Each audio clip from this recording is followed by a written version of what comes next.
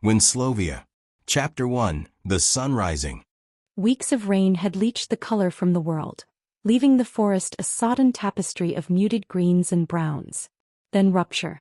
Sun, thick and warm, exploded onto the canopy, splintering into golden lances that stabbed through the leaves, igniting damp earth in fleeting bursts of brilliance.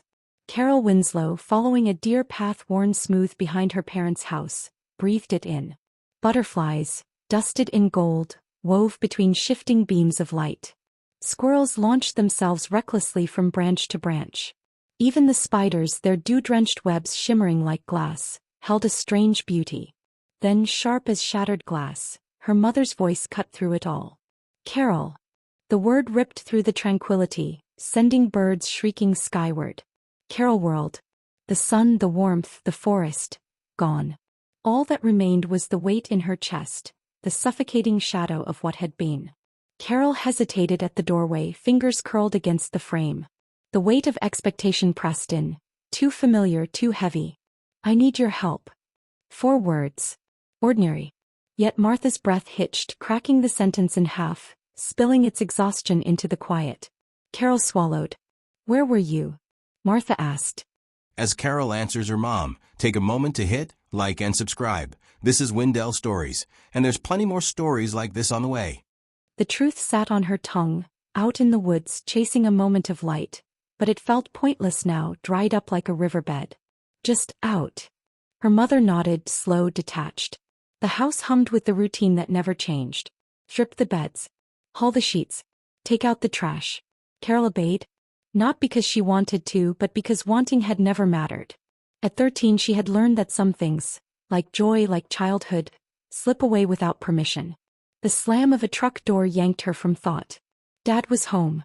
His heavy steps scraped against the wheelchair ramp, each movement strained, careful. Dinner was a parade of motions, automatic, practiced. Meatloaf, corn, potatoes. The meal she knew Dad liked, the one she could cook without thinking. "You all right, sweetheart?" Dad's voice, weary but warm, cut through the silence. Carol forced a nod, forced a smile. She stepped aside as Dad maneuvered Martha into place at the table. The locked wheels clicked. A sound so familiar, so final it barely registered anymore. Lies came easily when you were tired enough. Chapter 2. A Lanky Boy. The rusty groan of the school bus brakes sliced through the Monday morning quiet. Weak sunlight slanted through the grimy window of Carol's usual seat. 4th row, right side, window seat. A lonely island in a sea of chattering kids. Today though, the island felt smaller. A lanky boy, all elbows and knees, his grin a sunburst against a backdrop of acne, filled the empty space beside her.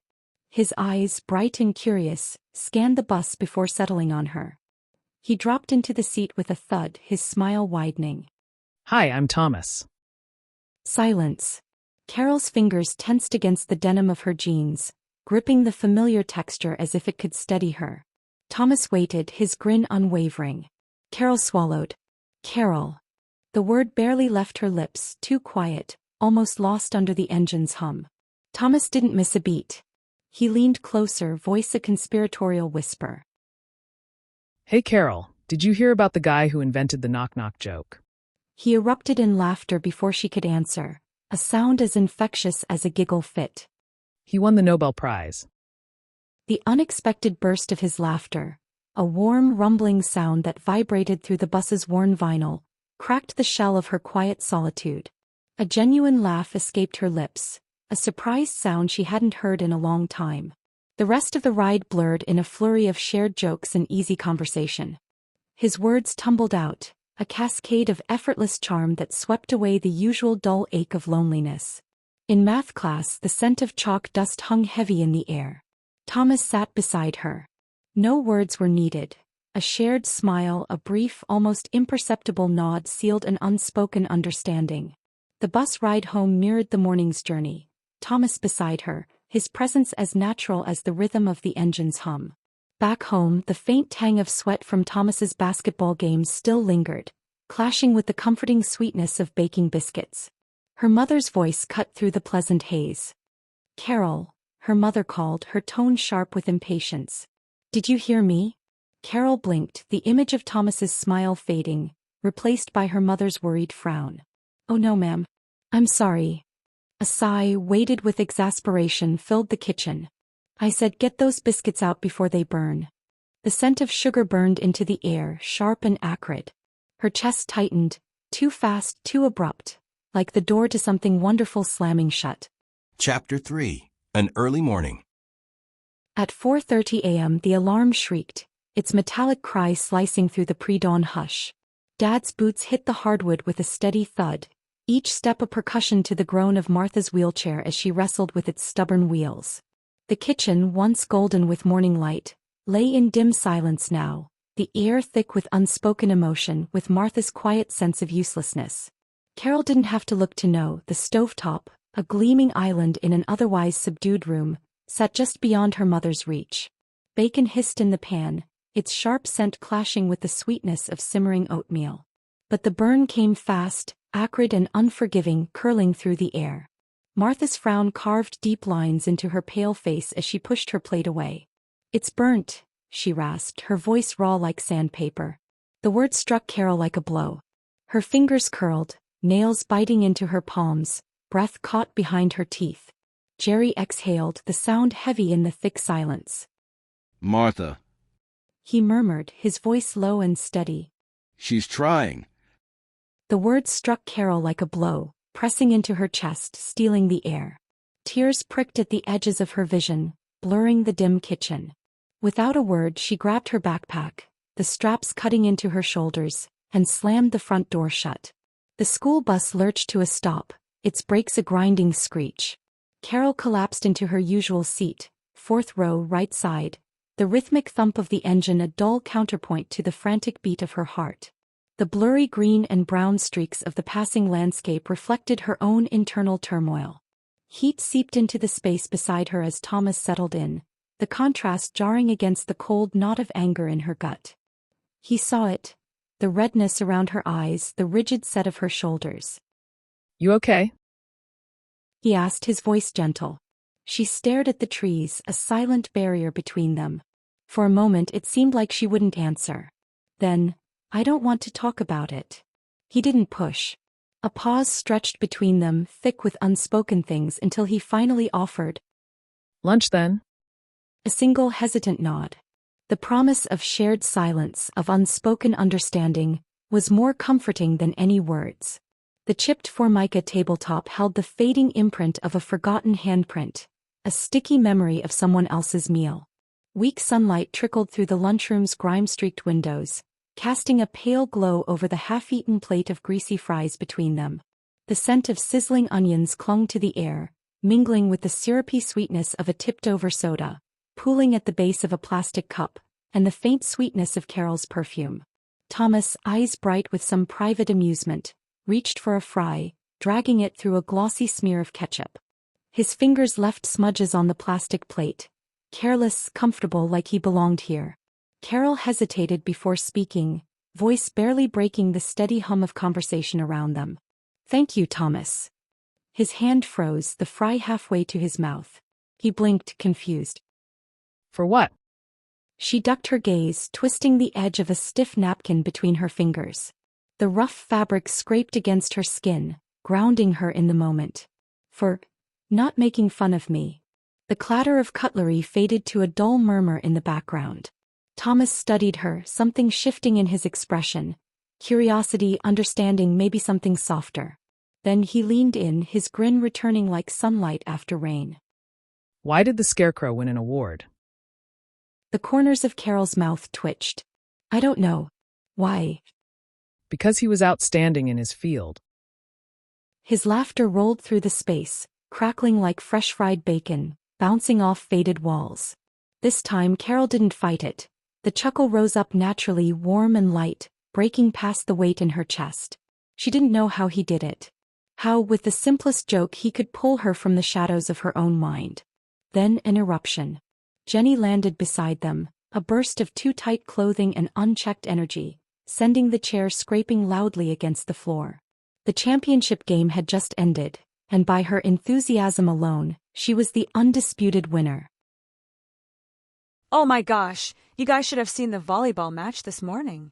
It was insane." Thomas shot Carol a quick glance and she subtly sighed before turning to Jenny. Yeah. What happened? Jenny's eyes lit up at the chance to relive it. Okay, so first, we were down by 5 points, right? Coach was freaking out. Then Bethany, who never spikes, actually went for it and boom. Right past the blockers. I swear, the other team was stunned. It was like they weren't expecting us to fight back. Thomas nodded politely, but Carol could tell he wasn't exactly invested. Sounds like Bethany stepped up. He offered.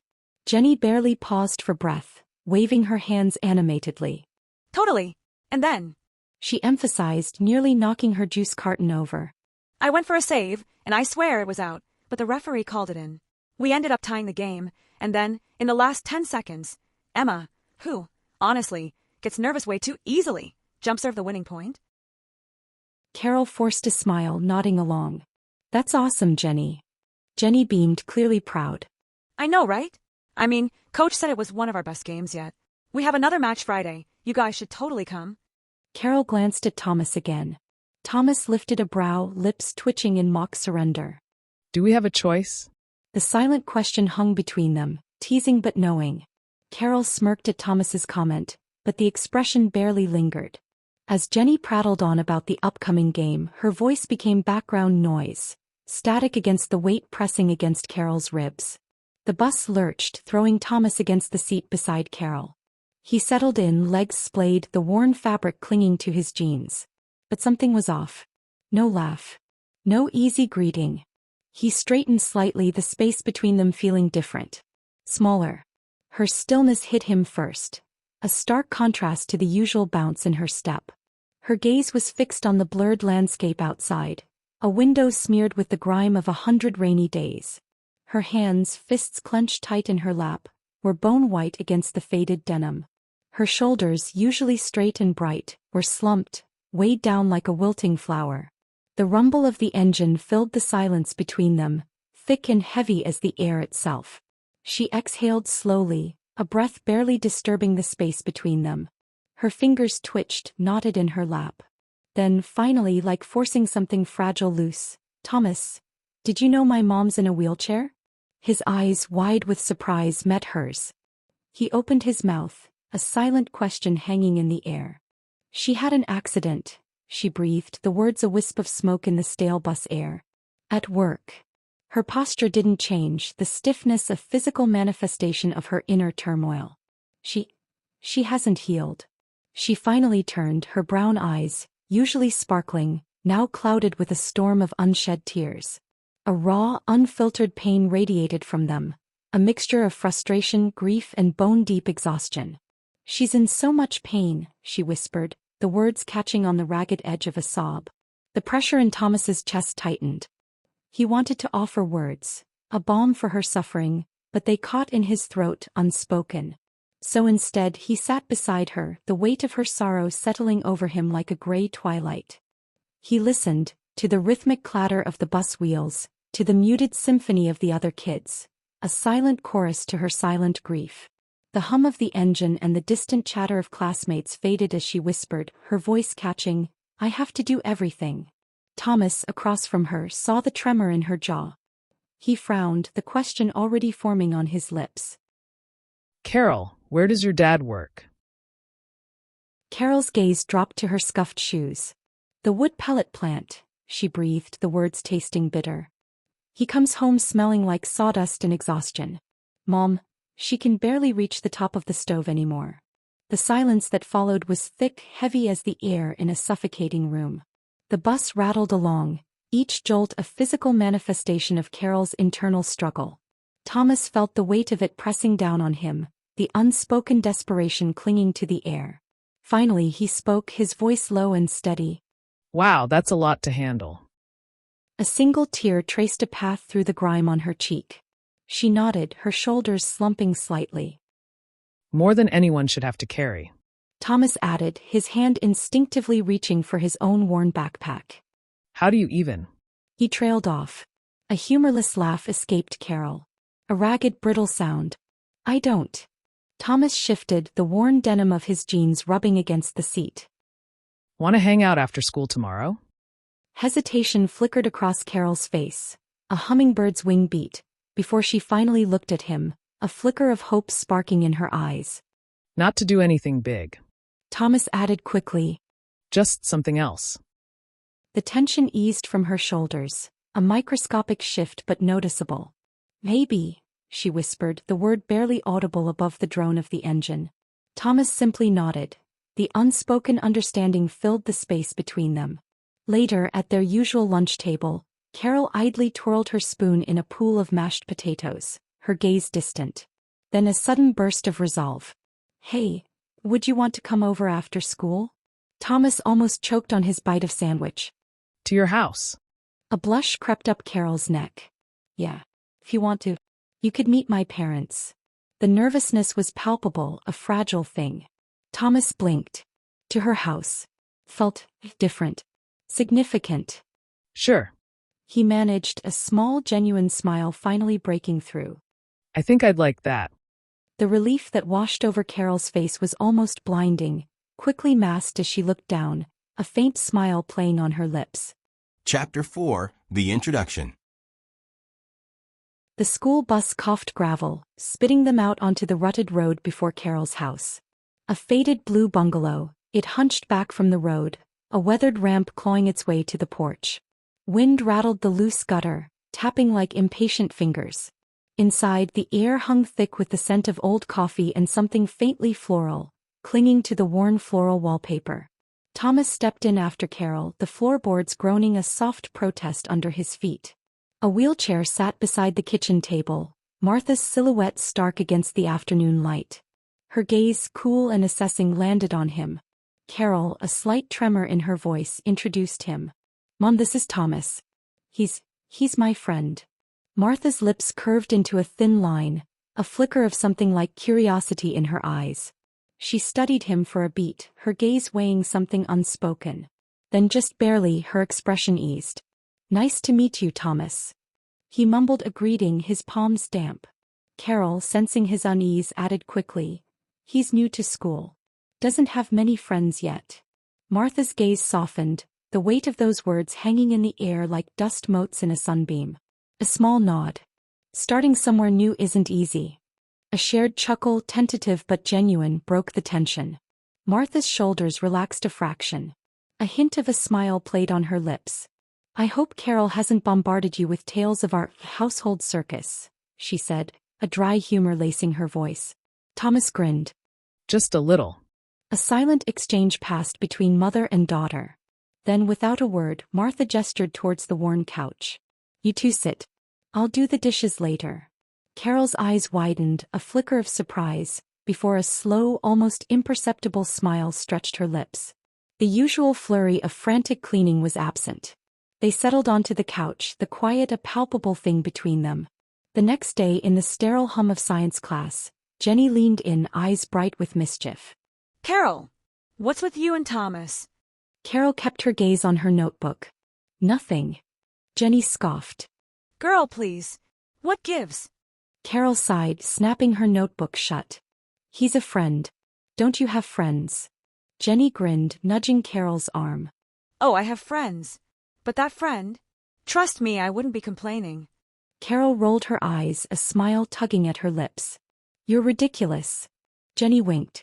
I try. Chapter 5, The Ride of a Lifetime. The worn baseball, familiar in his grip, arced lazily through the air, a counterpoint to the frantic tap-tap-tap of his thumb against the phone screen.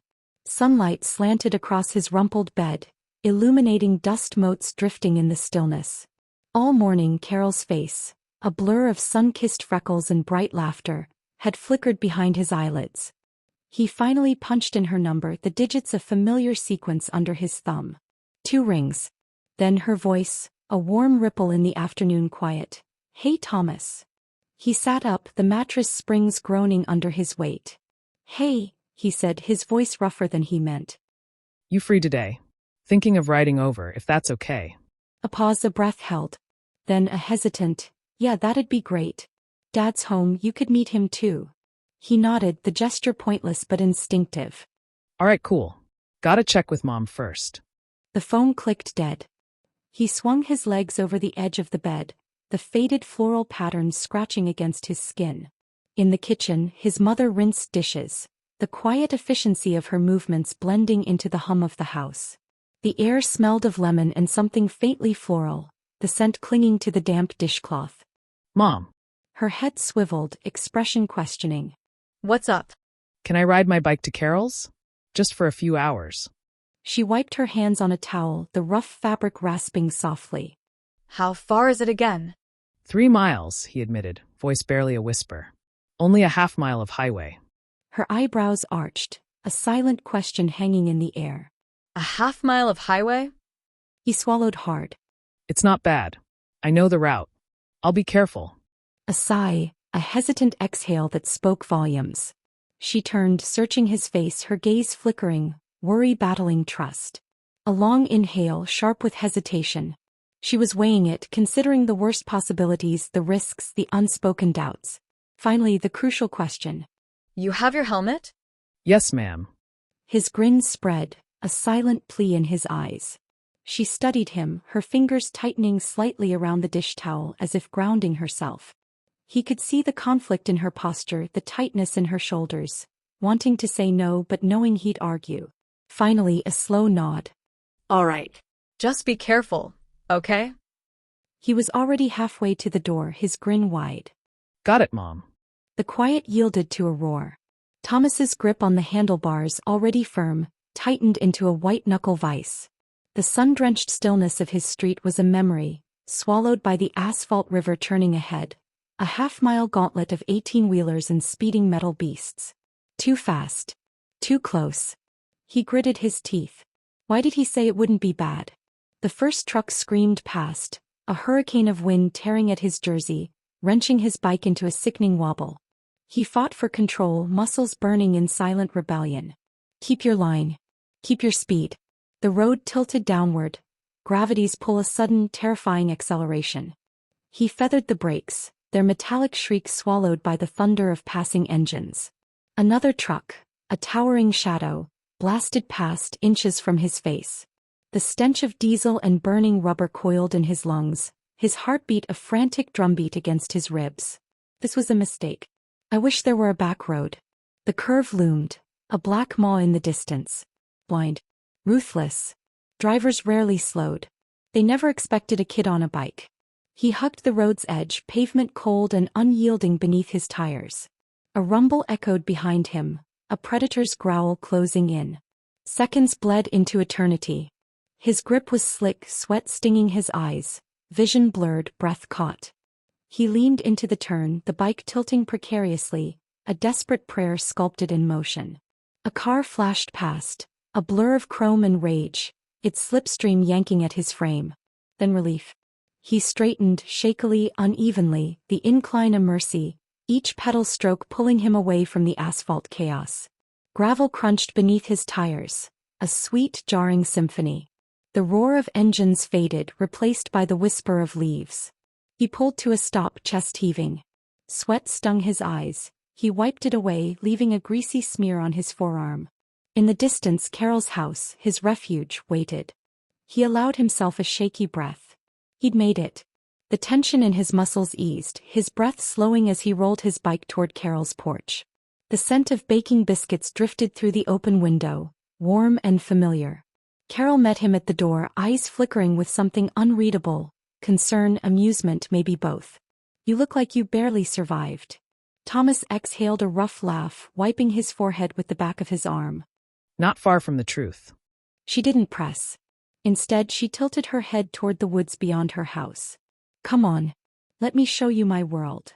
Sunlight, fractured by leaves the color of jade and emerald, dappled the forest floor.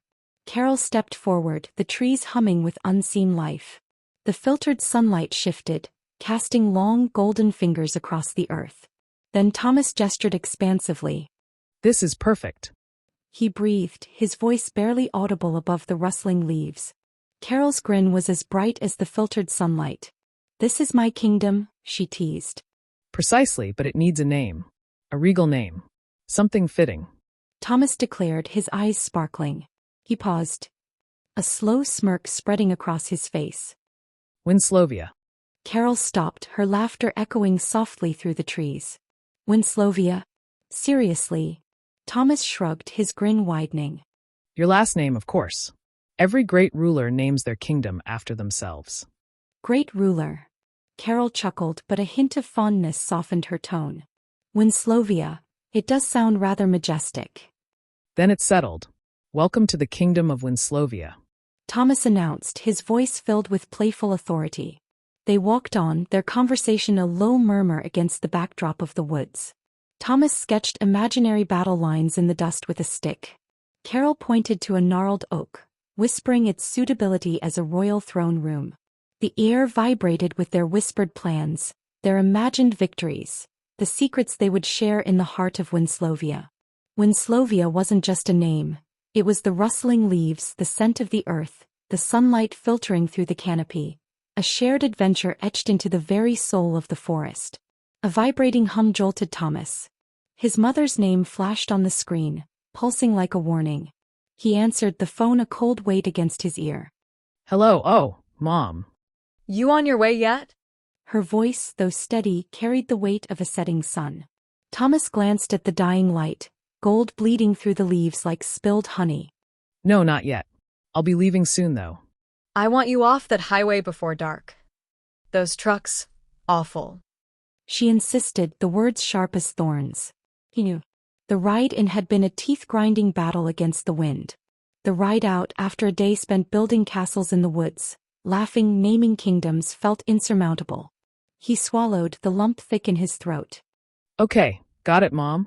His voice, he hoped, sounded as even as the road ahead. A sigh, a release of tension. Then, Be careful. Thomas slipped the phone into his pocket. It felt heavier now. His fingers lingered over the edge, gripping the plastic like an anchor. The weight of the highway pressed against his chest. Carol, watching closely, tilted her head. You sure you'll be okay? He forced a grin, though the muscles in his face felt stiff. Of course. The words tasted bitter. She nodded slowly, skepticism flickering across her face, but she didn't argue.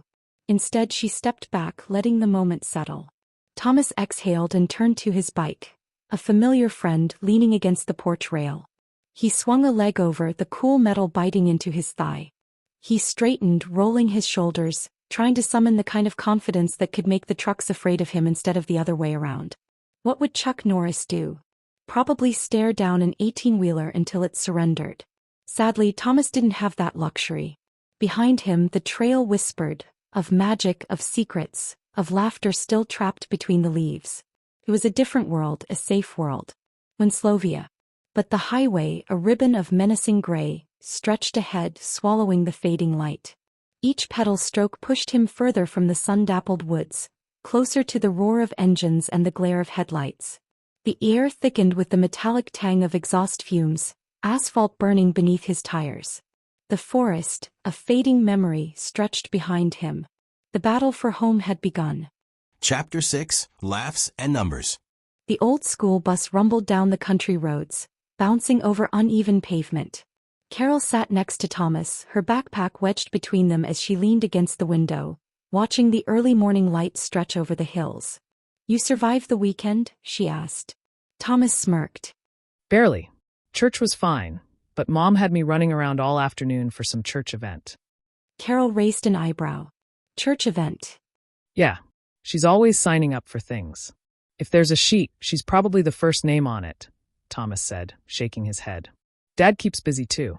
Since he runs the bank, people are always stopping him to talk about mortgages or something boring. Carol chuckled. So, your parents basically run this place. Then Thomas said with a grin. Pretty much. I'm just the kid they trust to stay out of trouble. Carol gave him a knowing look. They don't know about Winslovia, do they? Thomas laughed. Oh, definitely not.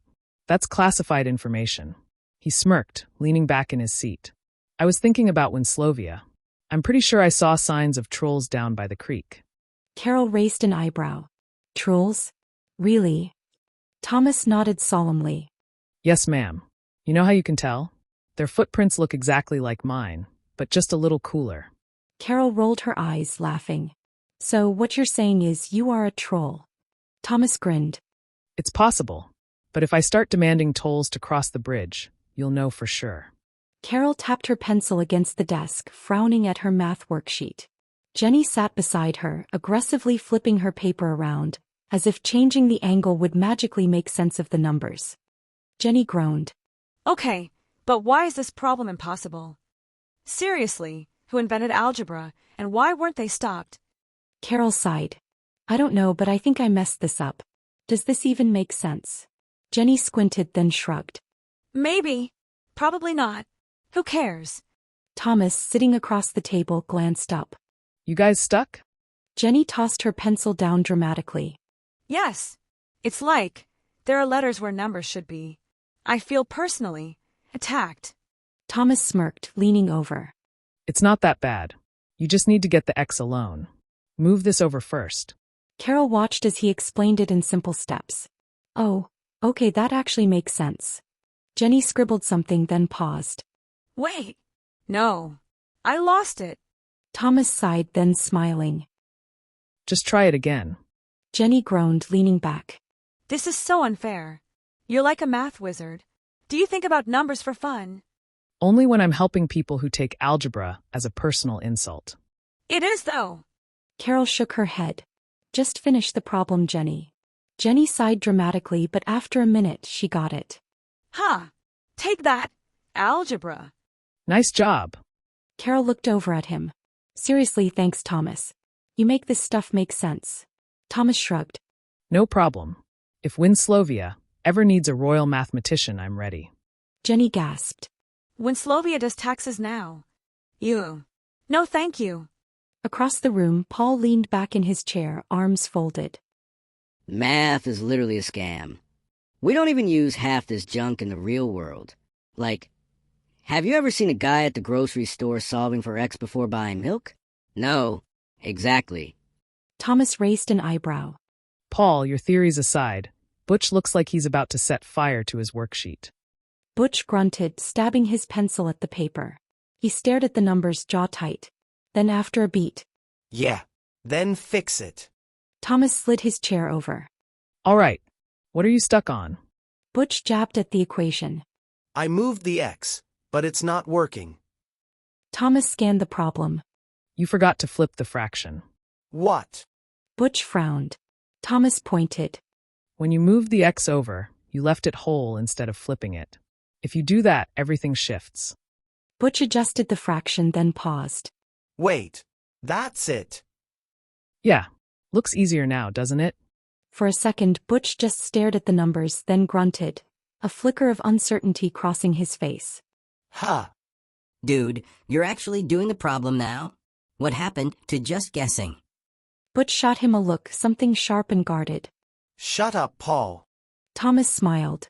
Hey Butch, why was the equal sign so humble? I dunno. Why? Because it knew it wasn't less than or greater than anything else. Butch snorted. A real laugh, not the kind he used in the hallways, but something unguarded.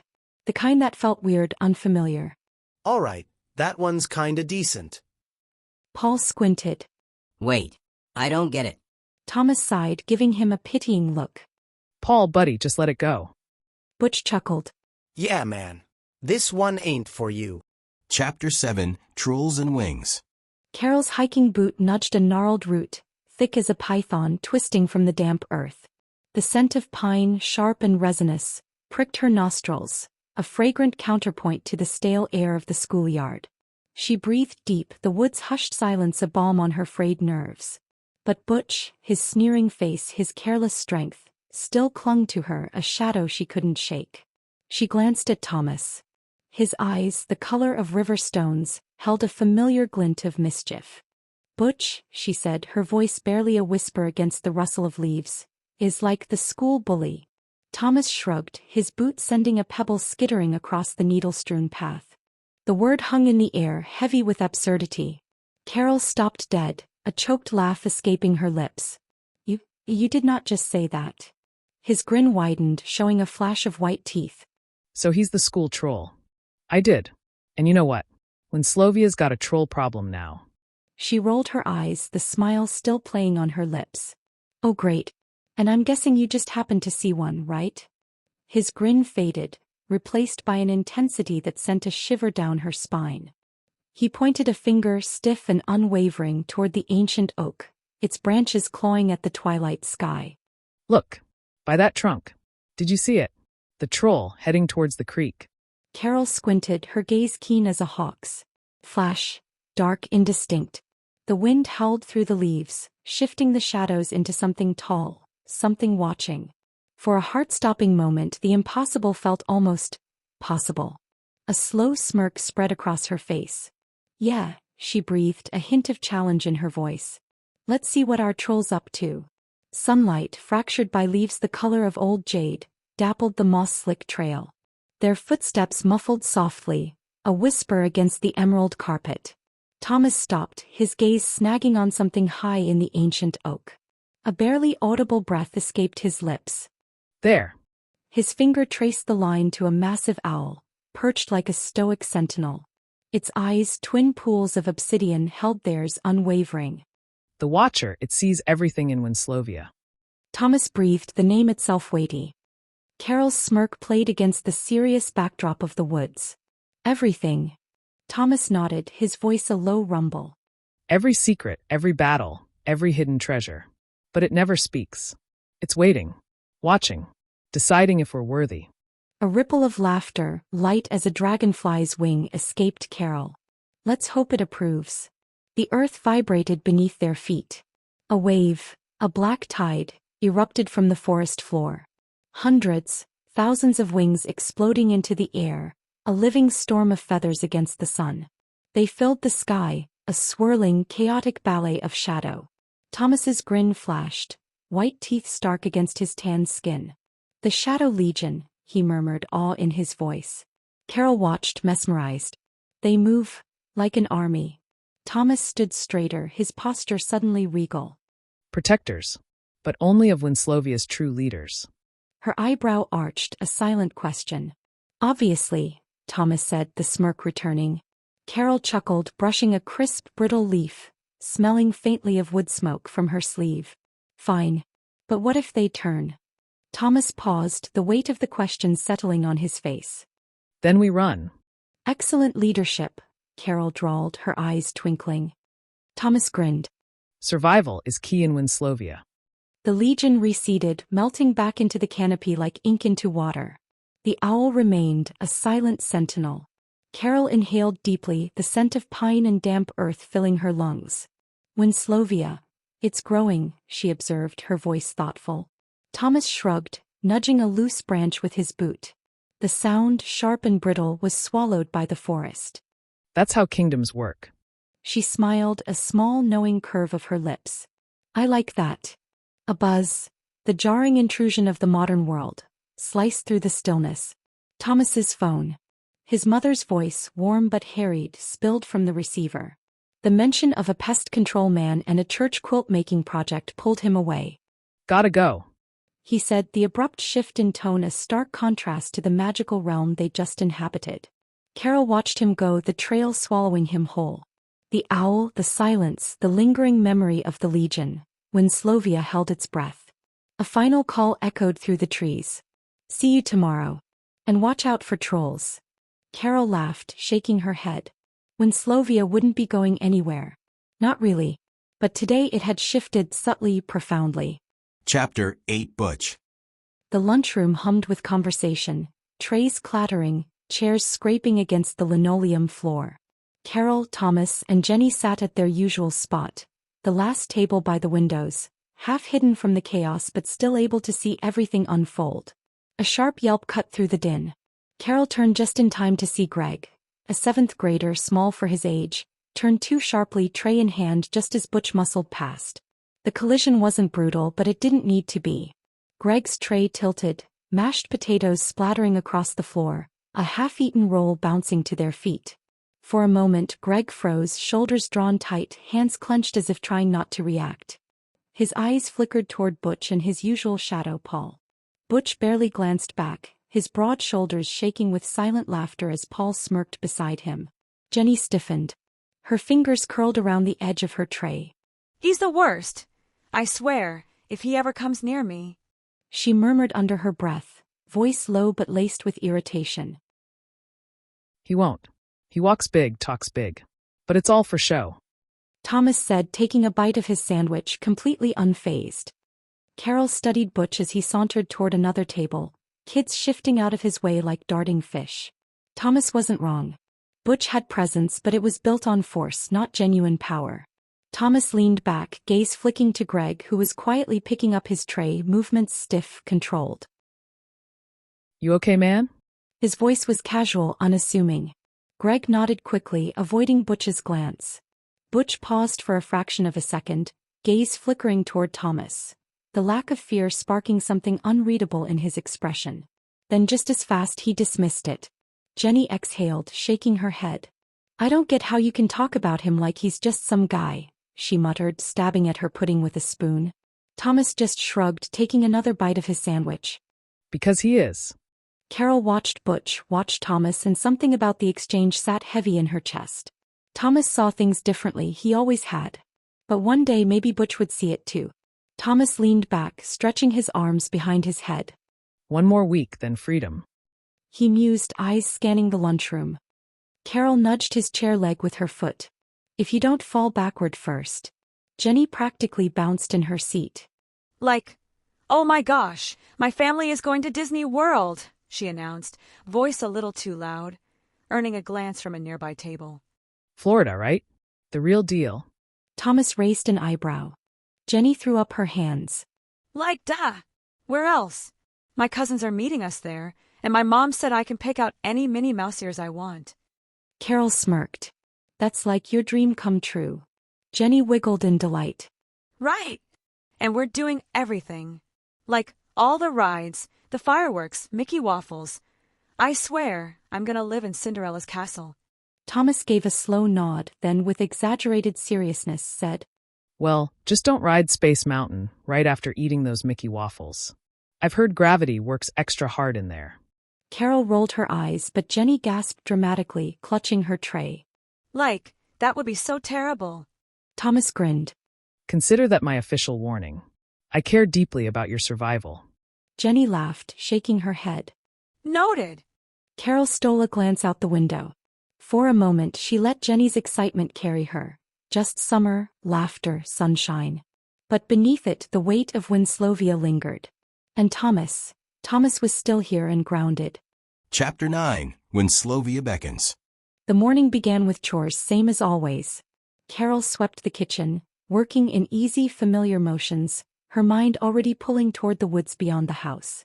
Thomas, in his home, was finishing up his own routine, calling out to his mother from the sink. Dishes are done. Need anything else? She stepped into the doorway, adjusting the strap on her purse. No, I'm heading to church with Sister Estrada.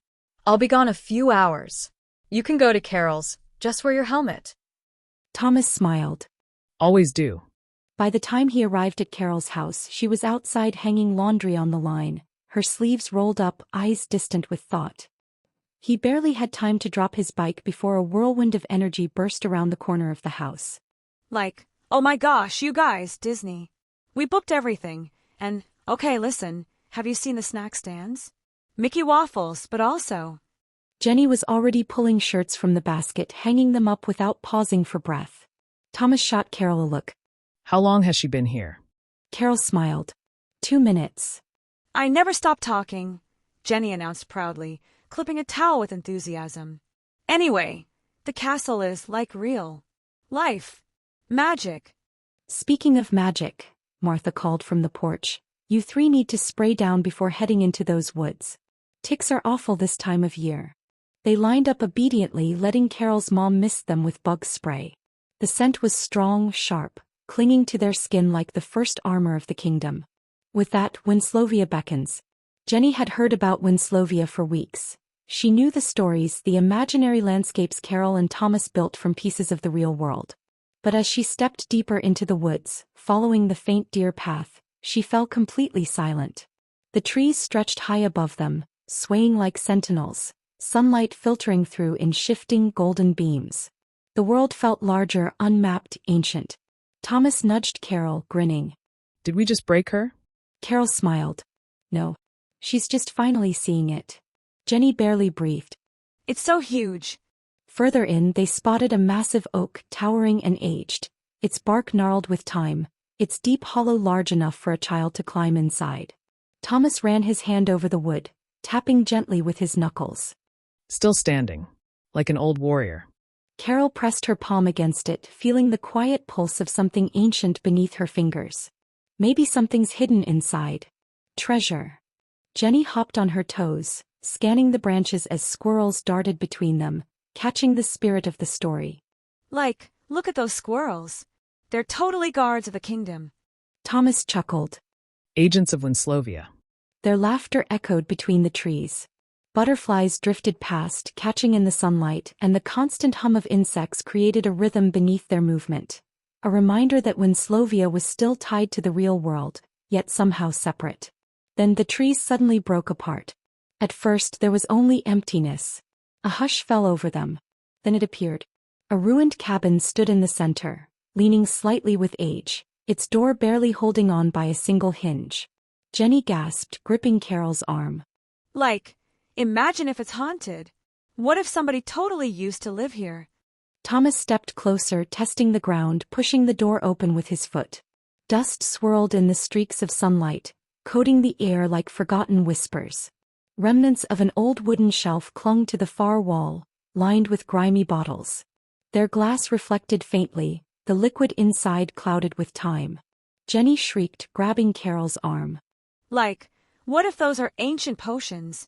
Thomas squinted at them, grinning. Better not touch the vials. Could be cursed. They laughed, moving carefully through the space, scanning every broken beam, every vine creeping along the floor. Then Carol stepped forward, and the wood beneath her cracked suddenly. She jolted back, barely avoiding falling through the weakened planks.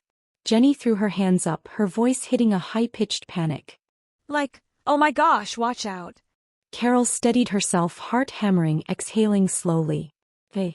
No sudden moves. Behind the cabin, almost hidden in shadow, Thomas found the well.